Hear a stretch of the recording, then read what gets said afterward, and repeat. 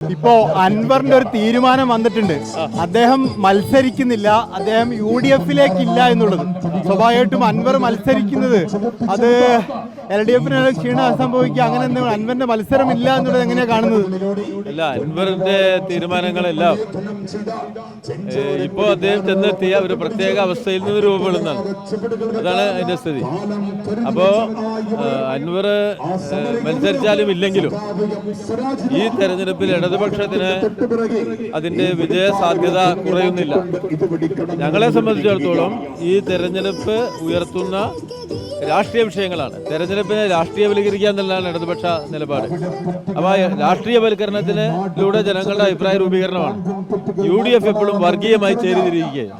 ഈ തെരഞ്ഞെടുപ്പിലും നിലമ്പൂരിൽ വർഗീയ ചേരിതിരിവുകൾക്കാണ് UDF ശ്രമിക്കുക.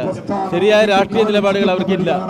അപ്പോൾ UDF-ന്റെ അവസരവാദപരമായ രാഷ്ട്രീയ നിലപാടുകളാണ്. ആ നിലപാടുകൾക്കെതിരായി ജനങ്ങളെ അണിനിരത്തുക എന്നുള്ളതാണ് ഞങ്ങൾ ചെയ്യുന്നത്. വോട്ടർമാരോട് ഇന്നത്തെ കേരളത്തിന്റെയും ഇന്ത്യയുടെയും രാഷ്ട്രീയ പ്രത്യേകതകളിൽ ഇടതുപക്ഷം ശക്തിപ്പെടണം. ഈ ഇടതുപക്ഷ ജനാധിപത്യ മുന്നണി ഗവൺമെന്റാണ്, പിണറായി ഗവൺമെന്റാണ് ഇന്ത്യയിലെ വ്യത്യസ്തയുള്ള ഒരു ഭരണ സംവിധാനം. സമാധാനവും ശാന്തിയും മതസൗഹാർദ്ദവും സാമൂഹ്യ സുരക്ഷയും എല്ലാം ഉറപ്പാക്കിയ ഈ കേരളത്തിന്റെ ആവർത്തനങ്ങൾ ഇന്ത്യയിൽ ഉണ്ടാവണം.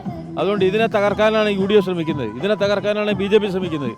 ആ രാഷ്ട്രീയത്തെയാണ് ഞങ്ങൾ മുന്നോട്ട് വെക്കുന്നത്. അൻവർ ആ രാഷ്ട്രീയ പ്രക്രിയയിൽ ഒരു അവസരവാദത്തിന്റെ നിലപാട് സ്വീകരിച്ചു പോയ ഒരാളാണ്. അപ്പൊ അൻവർ CPM-ൽ നിന്ന് പോകുമ്പോൾ UDF-ലേക്ക് ആയിരിക്കുമെന്നാണോ പ്രതീക്ഷിച്ചത്? അപ്പൊ UDF-ലേക്ക് പോകുന്നില്ല എന്ന് പറയുന്നു.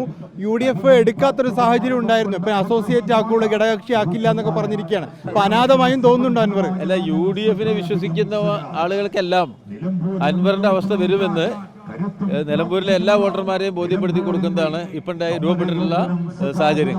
UDF-നെ വിശ്വസിച്ച് പുറത്തിറങ്ങിയത് ഇപ്പം അമളിയായി.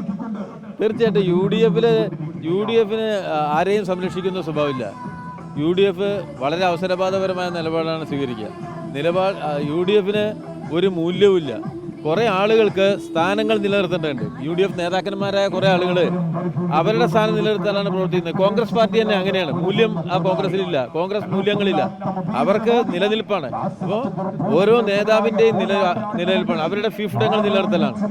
ആ രാഷ്ട്രീയത്തിന് വിശ്വസിച്ചു എന്നുള്ളതാണ് നമ്മുടെ അൻവറിന് പറ്റിയ അമളി.